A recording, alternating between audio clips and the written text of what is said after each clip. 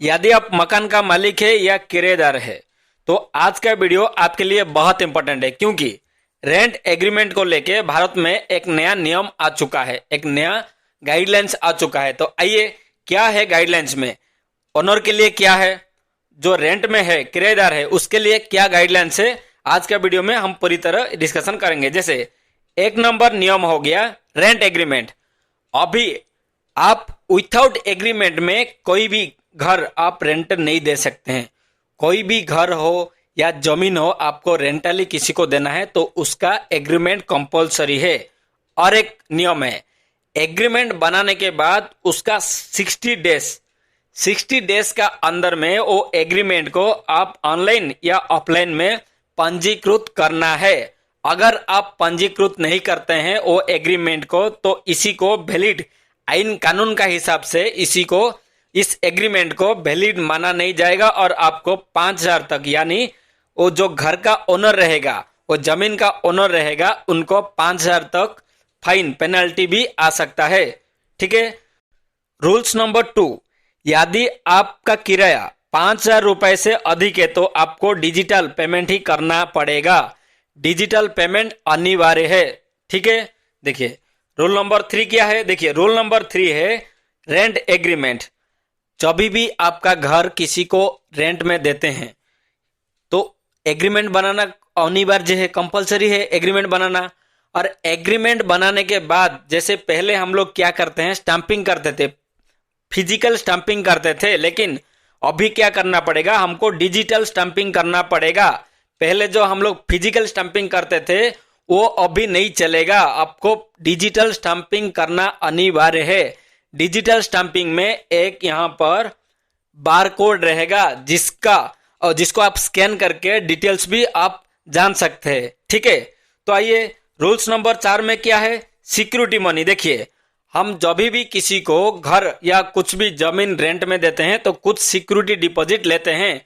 जैसे घर हो गया, नहीं तो हम कुछ भी हम रेंटली काम करते हैं तो ट्रांजैक्शन करते हैं तो सिक्योरिटी डिपॉजिट लेते हैं, हमारा जो भी संपत्ति है, घर है, उसका सेफ्टी के लिए। तो आइए, सिक्योरिटी डिपॉजिट को लेके भी एक नया नियम आया है। जैसे कि आपका घर आप रेसिडेंट के लिए, जैसे किसी को रेसिडेंट के लिए दे रहे हैं तो आप मैक्सिमम 2 महीने का ही सिक्योरिटी डिपॉजिट ले सकते हैं। जैसे कि घर का महीने का किराया है 10,000 तो आप ओनली 20,000 ही ले सकते हैं। ठीक है। 2 महीने का ही आप सिक्योरिटी डिपॉजिट ले सकते हैं। लेकिन वही जमीन या वही घर आप कमर्शियल पर्पस के लिए, जैसे कोई दुकान हो गया, कुछ बिजनेस के लिए आप दे रहे हैं तो आप मैक्सिमम 6 महीने का सिक्योरिटी डिपॉजिट उनसे ले सकते हैं। ठीक है। रूल्स नंबर 5, आपका मकान मालिक साल में केवल एक ही बार आपका घर का किराया बढ़ा सकते हैं। वो भी आपको 90 डेज का नोटिस देके बोलने से आपको 3 महीना आगे में, जैसे प्रेजेंट क्या है, प्रेजेंट हो गया दिसंबर, तो उनको फरवरी में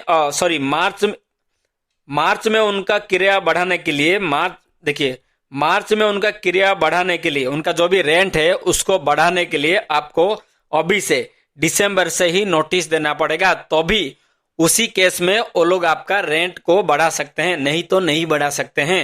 ये भी मेंशन किया गया है नया रूल्स में। ठीक है। देखिए रूल्स नंबर 6, देखिए इस नियम में क्या है ना, कोई भी घर का ओनर, उनका जो भी रेंट में रह रहा है उसको कभी भी रातों रात या कभी उनका मर्जी हो गया तभी घर से नहीं निकल पाएंगे। आपको घर से निकलने के लिए मिनिमम आप 1 साल से वो घर में स्टेइंग कर रहे हैं तो आपको 2 महीना पहले से ही नोटिस देना पड़ेगा। अगर आप 1 साल से कम टाइम से वो घर में रह रहे हैं तो आपको 1 महीना पहले से नोटिस देना पड़ेगा। अगर आप 5 साल से ज्यादा हो गया वो घर में आप रेंटली रहते हैं तो आपको 6 महीना पहले, माने 6 महीना पहले से आपको नोटिस देना पड़ेगा कि घर खाली करने के लिए। Rules number 7, agreement expire. देखिए जैसे कि हम किसी को घर देने से, रेंटली देने से हमको एग्रीमेंट करना पड़ता है।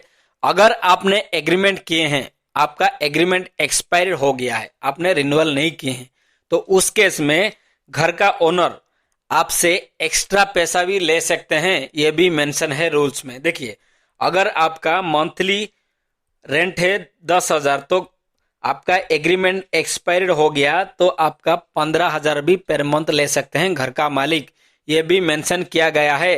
अगर आपका एग्रीमेंट एक्सपायर हो जाता है तो ठीक एक्सपायर से पहले ही आप उसको रिन्यूअल कर देना चाहिए, नहीं तो आपको बड़ा नुकसान हो सकता है।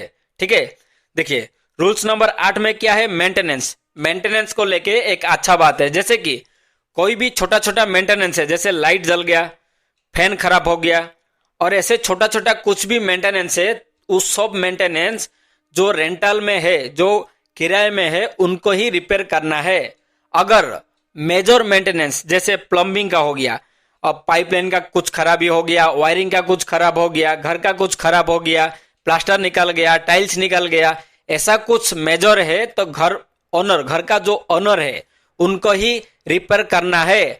अगर आप उनको कंप्लेन करने जब किए हैं, जो रेंट में है वो कंप्लेन किए हैं कि उनका वायरिंग में कुछ प्रॉब्लम है या पाइपलाइन में कुछ प्रॉब्लम है या XYZ कुछ मेजर प्रॉब्लम है, आप कंप्लेन नोटिस देने के बाद उनको, घर का मालिक को कंप्लेन करने के बाद 30 दिन का अंदर अगर वो इसको रेक्टिफाई नहीं करते हैं, उस केस में आप क्या कर सकते हैं, उसको जो भी फॉल्ट है उसको रेक्टिफाई करके सेम अमाउंट उनका जो मंथली आप रेंट देते हैं उससे डेबिट कर सकते हैं, उससे आप माइनस कर सकते हैं। ये भी मेंशन किया गया है वो नया कानून में। ठीक है, आइए रूल्स नंबर 9 क्या है, देखिए हाउस इंस्पेक्शन।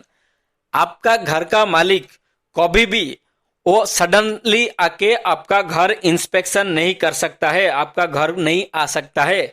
आपका घर इंस्पेक्शन करने के लिए घर मालिक को 24 घंटा पहले आपको नोटिस देना पड़ेगा, तभी जाके वो आपका घर इंस्पेक्शन कर पाएंगे। ठीक है, रूल्स नंबर 10 में क्या है, घर से बाहर करना। देखिए, अगर आप एक घर में रेंटली रहते हैं, आपका मंथली क्या है ना 10,000 रेंट है, और कोई आ गया वो बोलेगा हम वही घर को 20,000 दे देंगे, हमको वो घर दे दीजिए, वो केस में क्या होगा, रूम ओनर क्या करेगा, आपको घर छोड़ने के लिए धमकी देगा, या आपका सप्लाई करंट कट कर देगा, या आपका पानी का लाइन बंद कर देगा। ऐसा बहुत केस में होता है, लेकिन अब अभी का टाइम में जो नया नियम आ गया है, नया रूल्स आ गया, अभी ऐसा वो नहीं कर सकते हैं। ऐसा करेंगे तो आइन का अनुसार उनको दंडित भी किया जा सकता है। नया आइन का अनुसार कोई भी रूम ओनर जबरदस्ती किसी को घर से नहीं निकाल पाएंगे, या उनका करंट भी या पानी का लाइन भी बंद नहीं कर पाएंगे। तो दोस्तों, आशा करता हूं आज का इन्फॉर्मेशन आप लोगों को अच्छा लगा होगा। अगर अच्छा लगा होगा तो प्लीज एक लाइक कीजिए, शेयर कीजिए, सब्सक्राइब कीजिए। इस तरह नया नया अपडेट्स हमारा चैनल में डेली सुबह पाने के लिए। नमस्कार, धन्यवाद, जय जगन्नाथ।